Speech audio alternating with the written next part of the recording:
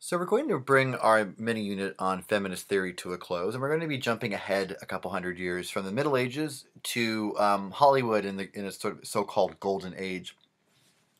We're going to be watching a film called Sunset Boulevard by the American writer and director Billy Wilder.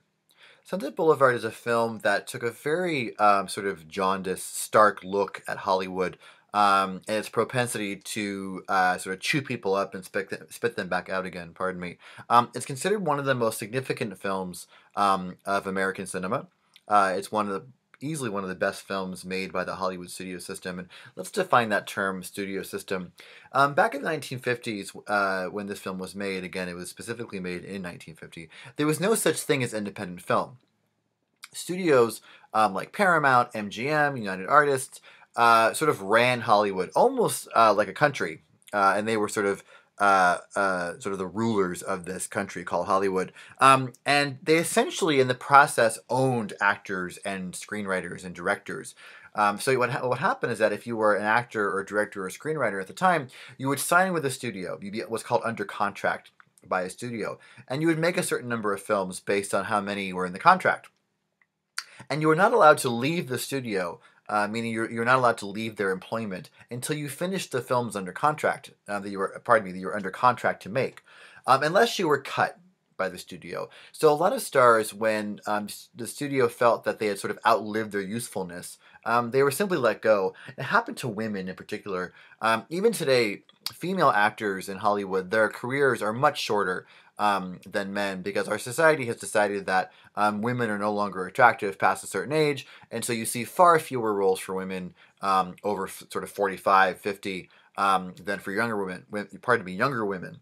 So Sunset Boulevard sort of looks at many issues, but from a feminist point of view, it looks at how women sort of are situated in the Hollywood studio system. But of course, it tackles many different issues beyond that. The film was made by the American writer-director Billy Wilder. It's probably his most respected film. Billy Wilder without sort of overtly insulting Hollywood, makes a film that pretty harshly criticizes Hollywood and filmmaking, and sort of again this set of sort of cannibalism in which actors and writers and directors are sort of chewed up and then spat out again. He was nominated for an Academy Award for this film. It was nominated for Best Director, Best Picture, and all four lead actors who we're going to meet in a moment were all nominated. By some scandal, it was not actually voted Best Picture, and some people think that's because Billy Wilder probably his criticism probably hit too close to home for many in Hollywood and the studio system, because of course the Academy Awards back then were an outgrowth of the Hollywood studio system, so they certainly weren't going to vote as a Best Picture a film that criticized it.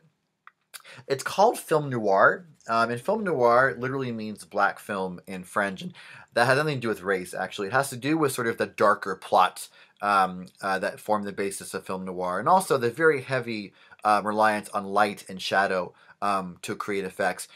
Billy Wilder chose to film Sunset Boulevard in black and white.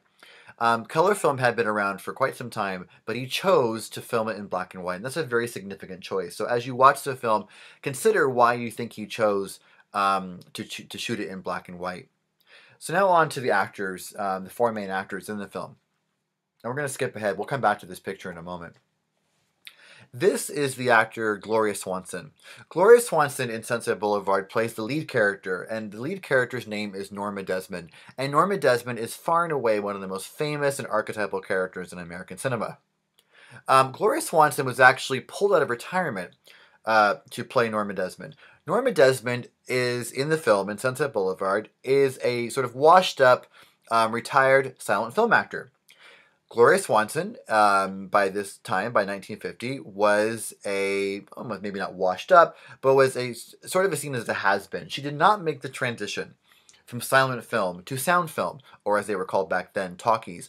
A number of actors, like Gloria Swanson, did not make it into the film business in the sound era, because it was felt that their voices were not appropriate, or some actors actually chose not to become part of the sort of sound film world. They didn't like it.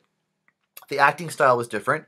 Silent film actors relied far more on gesture and sort of facial cues and facial gestures, as it were.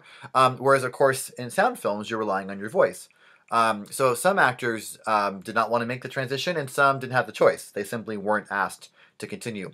There's a great line in the film in which Norma Desmond, again played by Gloria Swanson, makes reference to all the actors that were being ignored by Hollywood because they didn't make the transition to sound. And there's a wonderful scene in which she kind of bemoans how many actors' careers were ruined by sound. Now, this is a picture of Gloria Swanson when she was a silent film actress. This picture is probably when she was in her late teens, early 20s. Silent film was a young person's business. The actors who got the lead roles often started in their teens and early 20s. Silent film, the technology available during the silent film era did not make sort of airbrushing, as it were, possible. So you saw sort of warts and all. Actors, while they certainly worked past a certain age, silent film was definitely a young person's business. In Sunset Boulevard, numerous references are made to Norma Desmond's career as a silent film actor. And in Sunset Boulevard, we get to see a clip of her, of Gloria Swanson in a silent film. So it's kind of odd how Norma Desmond watches herself in Sunset Boulevard, and it's actually Gloria Swanson, Swanson watching herself in the film. Sunset Boulevard kind of relaunched the career of Gloria Swanson. While she never made another film that was quite as well respected as Sunset Boulevard, she was sort of thrust back into the public eye, and she was a very popular guest on talk shows and that sort of thing. She was, again, as I mentioned before, being one of the 4 lead actors in the film. She was nominated for an Academy Award, although she did not win. Playing opposite Gloria Swanson was the actor William Holden. William Holden plays Joe Gillis. Joe Gillis is a screenwriter in the film who hasn't had a hit in a while and is trying to write a script that's going to be picked up by a studio. Now, William Holden was kind of like Gloria Swanson. He was, by the time Sunset Boulevard went into shooting, he was sort of seen as not quite as a has-been, but he hadn't made a hit film in quite a while. So it's another case of sort of art imitating life. So William Holden's career was resurrected by Sunset Boulevard, just like Gloria Swanson's was. In the film, Joe Gillis, again here played by William Holden, is the narrator. So this is one of the sort of rare films that actually has a narrator. So the film has a kind of novelistic quality to it. William Holden, again playing Joe Gillis, is sort of set opposite Gloria Swanson as her love interest in the film, and this kind of plays on a cultural anxiety that we have. The term cougar did not exist back in the 1950s, but today the term refers to an older woman who sort of preys upon younger men. Back in the 1950s, it was not at all the norm for older women to court younger men. It was much more common for older men to court younger women. So Billy Wilder sort of plays on this anxiety in the film as Norma Desmond very clearly sees Joe Gillis as a sexual object and sort of Joe Gillis's discomfort with that. So as we take a feminist look at this film, it's very interesting to see how gender norms are portrayed. And in some cases, the gender norms are kind of switched. This is the American actor Nancy Olson, and she plays a character named Becky Schaefer. Becky Schaefer, like Joe Gillis, is a screenwriter in the film. They're both sort of trying to get their films picked up, although Becky Schaefer is actually more almost like a secretary, really. She's the one who proofreads the scripts at the studio. Nancy Olson was one of many, many young women in the Hollywood studio system. Best friends and girlfriends and wives and that kind of thing. And she had a long career in Hollywood, although never quite sort of making it into the big time, although she worked well into the 1990s. And again, very respected, sort of one of those actor, someone who people respect, although she never made it quite as big as William Holden or Gloria Swanson. And she's set up in this film as sort of a foil to Norma Desmond. Desmond, being sort of the old, aged crone and Becky Schaefer being the young, fresh, what's called ingenue in the film. She, again, like her co-stars, was nominated for an Oscar, although she did not win. The last character I'm going to introduce you to is Max. And Max is Norma Desmond's butler. And here's a still from Sunset Boulevard showing Norma Desmond in the foreground in one of her trademark leopard print outfits. And there's Max in the background. And it's actually a perfect image because Max sort of haunts this film, sort of ghoulishly walking around and making sure that Norma is happy and comfortable. Now, it's interesting. The two actors here, again, Gloria Swanson playing Norma, and in the background here is Eric von Stroheim, again, who plays Max. These two characters have a long history together, and so do Gloria Swanson and Eric von Stroheim. Eric von Stroheim was, in real life, was a director in the silent film era and made many, many silent films. He was famous for being pulled off of projects because he spent too much money and refused to compromise his artistic principles. Eric von Stroheim actually cast Gloria Swanson in a film called Queen Kelly.